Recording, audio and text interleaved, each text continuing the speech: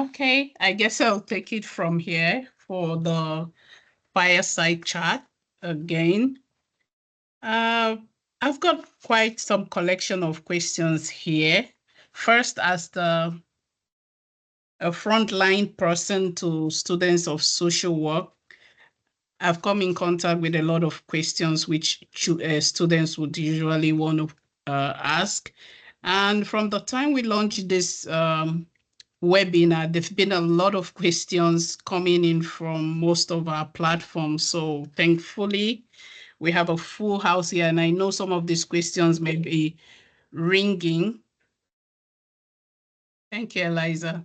Some of these questions may be bothering some of the students who are here or potential students who are here. So I'm just going to put out some of these questions to the leadership team of the social work department here present. So my first question, maybe to Cynthia. So the question says, what differentiates the Boot UC social work program from other programs in Manitoba? Okay. And so, for those of you who were here earlier, you listened to the short videos, right? And so everything that they said in there are distinctive, right? Are small class sizes. Your professors know you. You are not just a number. We know you, and we check on you when we see that you are struggling. We pay special attention to you, and we are actually interested in you, and we refer you to the ALC for them to support you. And so that is one of the main things that are distinct about our program. And also, our program actually teaches you skills. We don't just stand in front of you and lecture you. And so when we teach the theory we practice it. And so you when you graduate from the program, you are ready for practice. You are ready. You hit the ground running. And so that is the reason why many of our graduates are hired. Our students in final placement are hired even before they graduate. And I have an interesting story. Um, this year, one of our students who is in first placement, the the agency wanted to hire her, and we had to say no because, she's still a student, hasn't graduated yet. So that's first placement. Yeah, and so I think our program prepares students because of the special attention that we pay to students. Okay. Thank you so much, Cynthia. And if I may add to this, as an administrator to the School of Social Work, I know that I'm also part of the people who collate the job opportunities from agency and expose it on our platforms where our students can access and apply. I think slightly 5 minutes before I joined this meeting, I just posted some summer jobs. So agencies keep writing to us and keep pushing for us to make their job opportunities accessible by our fine students who are graduating, because they see the benefits, they see the wealth of knowledge that and practical experiences that the students of Booth University have to offer. Even during the practicum sessions, they make that very visible, and the agencies are falling over themselves to have students from the Booth University. Okay, so my second question here, very funny, because I've noticed that from the days of COVID till now, all students want is hybrid learning. So the question says, are courses available in a hybrid model or in person? We have online, we have virtual, we have in person, and then we have blended where sometimes profs, we have students who are on Zoom and others in the classroom. But something that I would like to emphasize is that you cannot complete the social work program virtually or online because some of the courses require you to be in person. And so just keep that in mind. Like, for instance, the counseling courses, foundations 1 and 2, and then the indigenous course.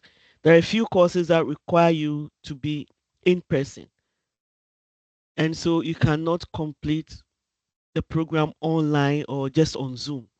You would have to be in person at some point in the program. Thank you so much. Um, okay.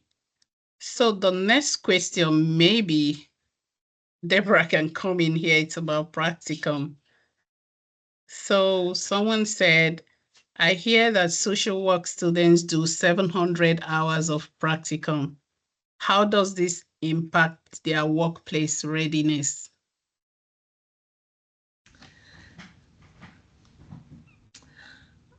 Practicum is a crucial part of social work preparation to be out in the field. It really, for us to have not only 700 hours, but even more than that, as a requirement by the time you graduate with 2 practicums. What happens is that you get the opportunity to really put into feet on the ground in agency with clients, with community, in agency. You really get to apply all the things that you have learned in class. And it really helps you develop skills that you really need out there. So for a lot of all of our students are because of the number of hours that we expect for you to accumulate, is that you will have a significant amount of skill in terms of interviewing, in terms of documentation, in terms of making referrals and navigating complex systems, and working within a team and coming up with plans, all kinds of opportunities that students will have, so that when you graduate, you will be ready in those interviews, for jobs, is to say, I've done this and this and this and this, and I can do this and this and this and this. Right? So it really gives you a lot of strengths to hit the ground running when you graduate. Okay, thank you. Doris, do you want to say anything on that?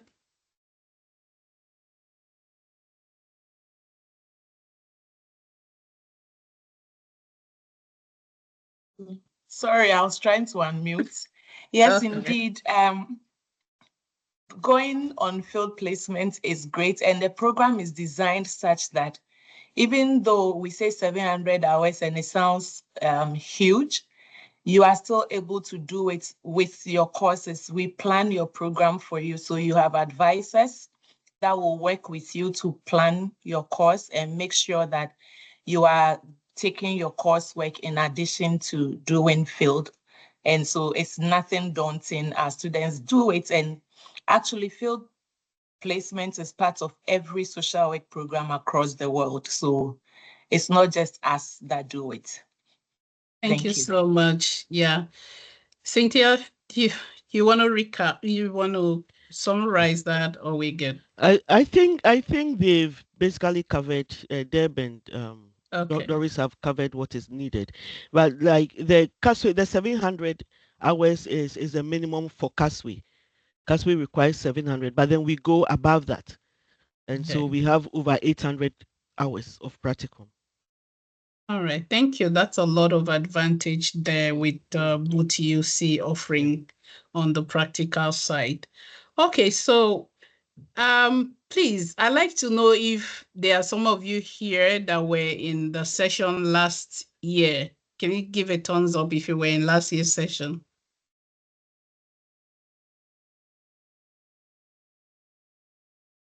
Okay, so I guess everyone here is okay. There's someone, Mary Jane. Oh, okay. All right, that's fine because I have a question here referencing last year uh program that we had. So the question says, last year at the info session, we were told that the accreditation process had begun.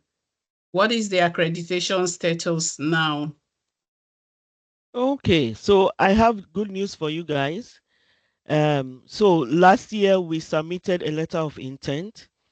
That was in May, on May 1st, and then in June we heard back from them that we were one of the 4 schools that were picked to be considered for accreditation. So each year they pick 4 applicants, and we were one of the 4 that was picked. And so we were required to submit uh, some documents by November 1st, which we did. And we heard back from them early this year that the initial application that we submitted was successful. And so, and that step, it's a very, very crucial step, because that is to determine whether you are eligible to apply to be considered for accreditation. And so if they had said we were not eligible, then that would have been the end. And so we passed that stage, which is very, very important. And so now what they are asking us to do is to submit a full report.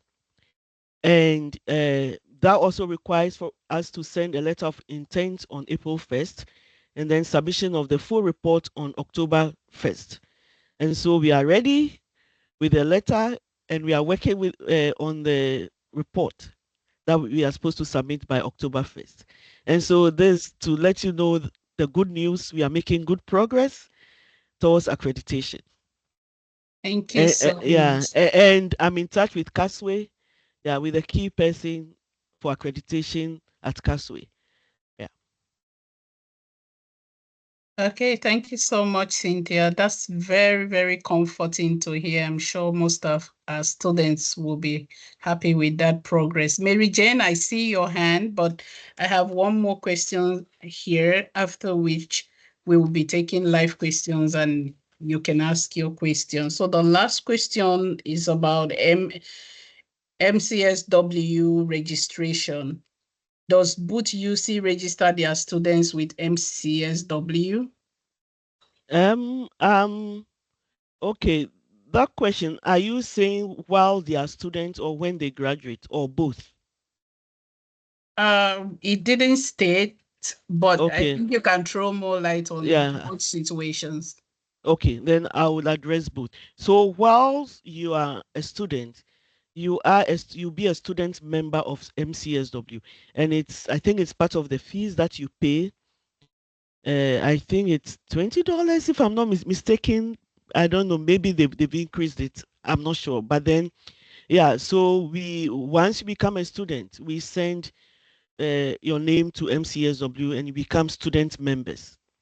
And so you enjoy all the webinars and other things, the benefits that MCSW has for members. And Okay. then when you graduate, you can also apply. Actually, you can begin the application process before you graduate. When you are in your final year of your program, and you've applied for graduation. The registrar submits your name to MCSW, and then you can begin the process of registration. And as students write the ASWB exam, the North American, exams for to become a licensed or registered social worker, as students write that exam. And I'm glad to say that uh, our students have done really well on the exam. And in was it 2022 or 2023, our students were got the highest passing rate Mhm. in North America. I'm not talking about just Wow. Canada. Yeah, in North America. And so, and it just shows how much our students are prepared, for the field. Thank you so much, Cynthia. And Yeah. whether or not you like to take your flowers, I like to give them to you. So Cynthia does something, beside her desk, which is prepping students for MSW exam, you know, after work. So she puts in a lot of energy to prep the students, and it's no surprise how they come out with flying colors and being the best in North America. All right, I think that's all for the fireside chat. Now we can take the live questions. Mary Ann, if you're ready to ask your question, if you're able to unmute yourself, or Nicolette, Eliza, if you guys are controlling it, you can unmute Mary Ann, to Mary Jane rather, to ask a question, and any other person who has like questions. And Nicolette, if you've collated some questions on the chat, which you think Cynthia or any member of the leadership, social work leadership team can take, let's have it. Oh, can you guys hear me? Hi. Yes. Good evening, everyone. Good evening. Um, yeah. My question is like kind of I say like personal, like advising, like I need advice. I'm just gonna ask like, what would you like advise somebody who's like this is my first year in social work, and I love social work, yeah, but it's kind of like scary because it's kind of like it's a heavy tax, and sometimes I'm kind of afraid that, oh, I'm not gonna make it, like what's gonna happen at the future. And then also social work requires more of like writing skills, like it has to be like perfect. And then I have major problem in like grammar writing, and it's kind of like overwhelming me sometimes, and it's taking like huge part of my marks like in courses, and I'm still trying to improve it, like I'm doing my best, and I'm also using the LLC that's like available to also help me do that. So like, what would be your advice to someone who is like like just afraid and like um to get through? I don't know, like what would be your advice? What can you like tell me, like how can I prepare myself more, like to face all these difficulties? Are you a pre-BSW student? Yeah, yeah. You're a pre-BSW, and you are currently at Booth, right?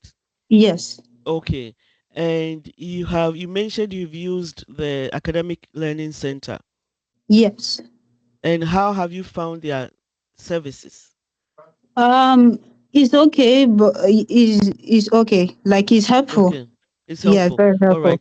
So what I often tell students is that long before an assignment is due, book an appointment. Even before you write the paper, book an appointment with the ALC, because the ALC sometimes gets really busy, right?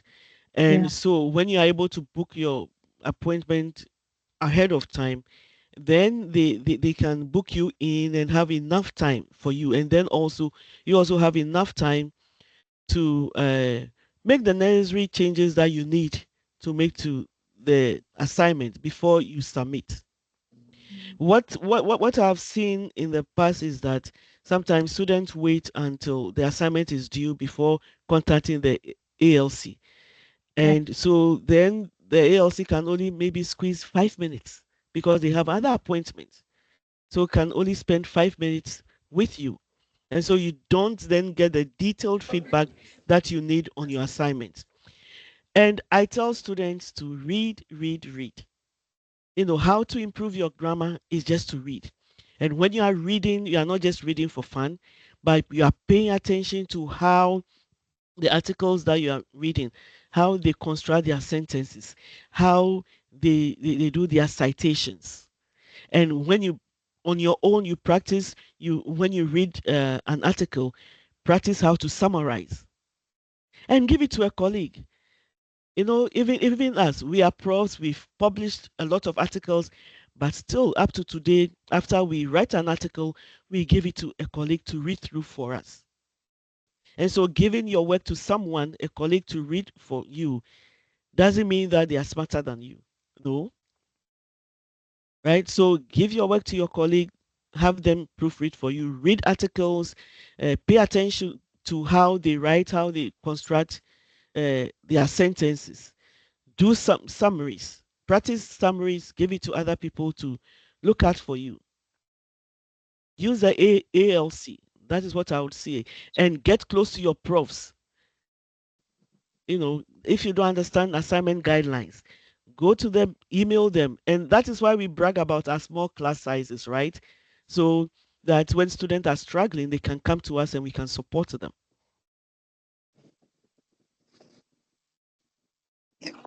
Yeah. Yep. Thank you. And just yesterday, one of my students came to me, and she's in final year. She came to me, and I had graded her work, and and she got an A, and I was just so impressed with the quality of the work because I remembered her in first year how she was struggling with writing. And so she came to me and was so happy and was telling me, how the comment I made on her paper, how much she cherished that, and the fact that she had grown so much. And so I know you can make it. Don't downplay your Yeah. abilities. You can make it. Thank you. Thank you. That was helpful. Yeah. Okay. Mary Jane, thank you for asking that question. It's good to be open. I personally know you, you're my advisee, so I know you're pushing yourself, and I trust that you keep pushing and improving. Okay, Thank do we you. have any other questions? There's a hand up. Okay. Eliza, Nicolette, please help me. I can't see all the hands. Edith, yeah. Edith, please unmute yourself and ask your question. We have, Eliza, how much time do we have? The session 12, ends at 12 minutes, 7:30. yeah. Yeah, 12 Okay. minutes. Okay, Edith, ask your question. We still have 12 minutes.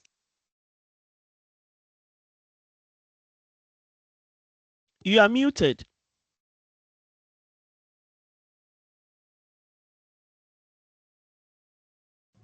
Can you hear me now? Yes. Yes. Oh, okay. Sorry about that. So my question is, I think I did ask Eliza this question before. As a adult learner, so sometimes I take time to process information. So I'm wondering if there are support in place to help people like myself when it comes to submitting assignments, for example, maybe extension or something like that. Okay. So if you have accessibility needs, you would have to see students services, and yeah, so that you can have accommodations. And also you can also speak directly with your profs as well. Yeah. And it's not just when you have accessibility needs. We know life happens, right? And we have a lot of students who have kids. Some of them are single parents, and life does happen. And Right. so when life happens, we understand. You reach out to your profs and they would give you extra time. Okay. Thank you. Yeah. Hey, Wisdom. I think there's a hand up. Wisdom.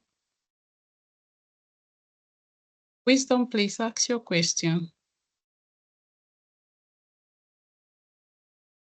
You are muted, Wisdom.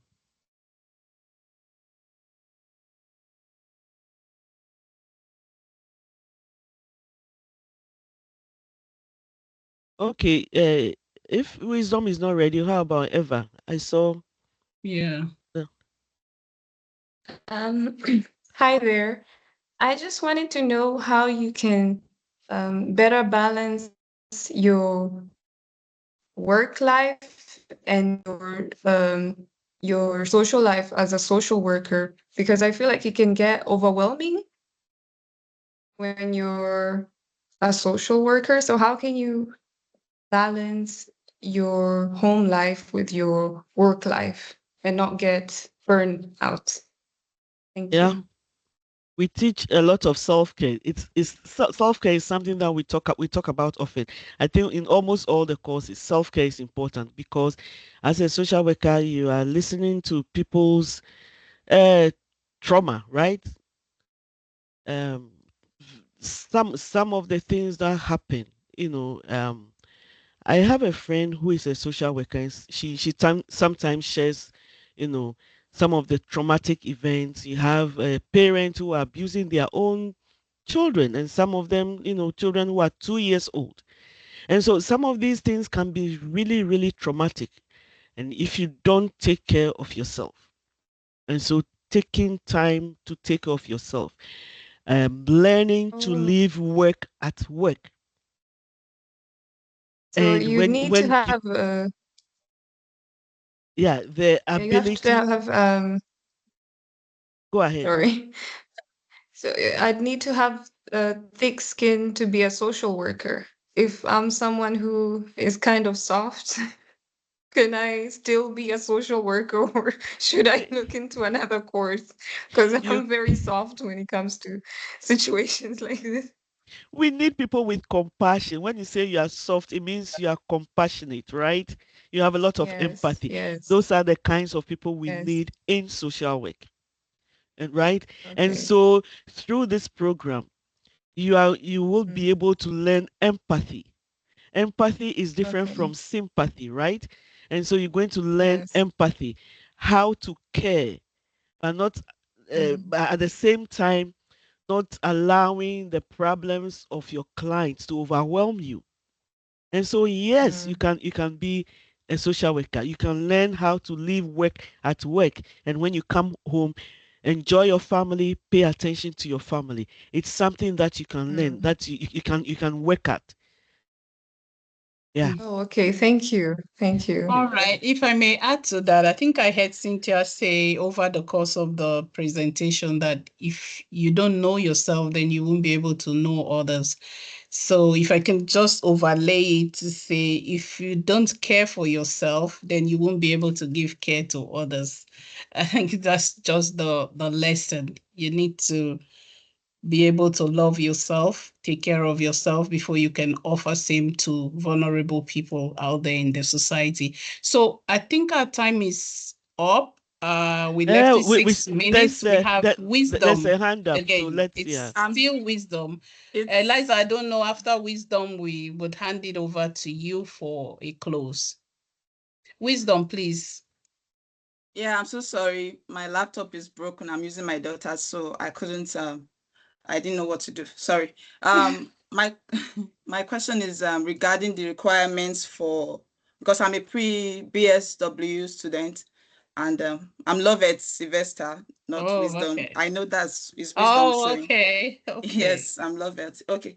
So if I understand correctly, I need to have completed 21 credit hours to be eligible for, like, to apply for the social work program.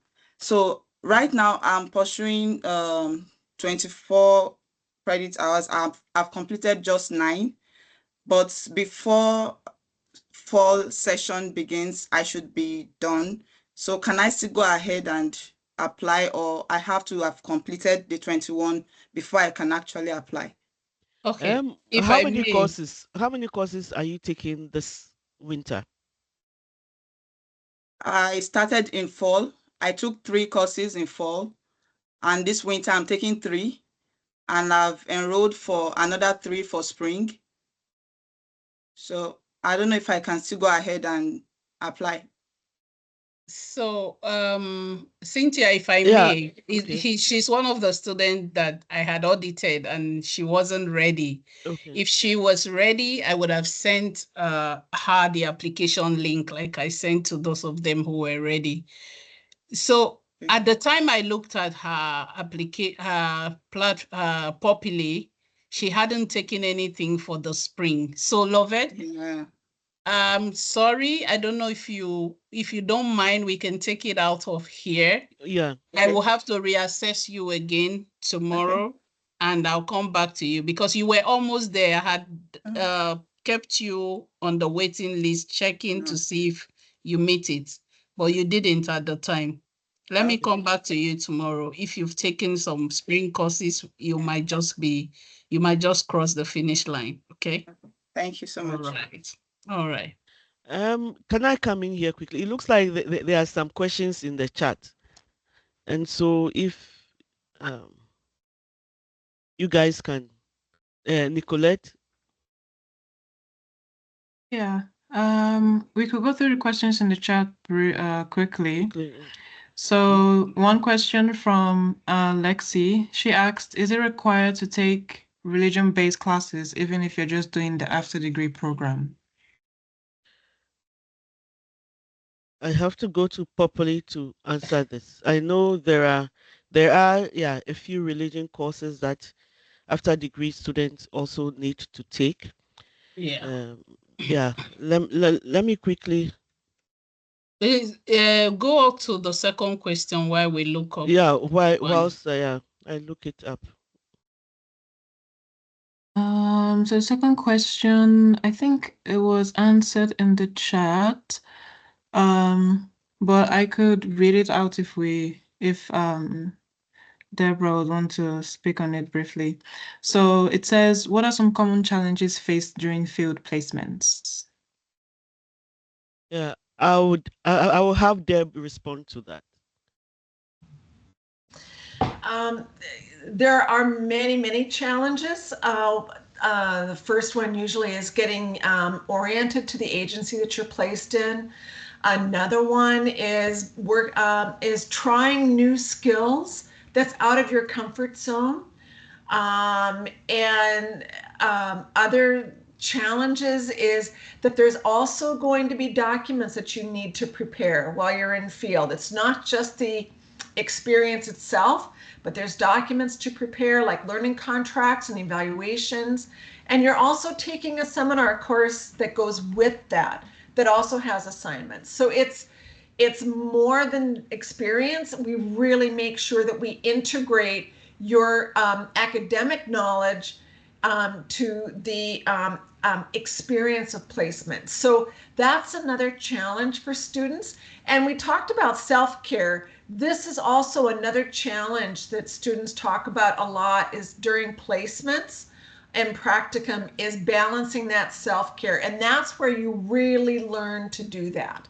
So that's just a few challenges. But always remember is that you're going to have a field instructor on site to walk beside you and guide you. And you'll also have a faculty liaison here affiliated with Booth University College to support you as well.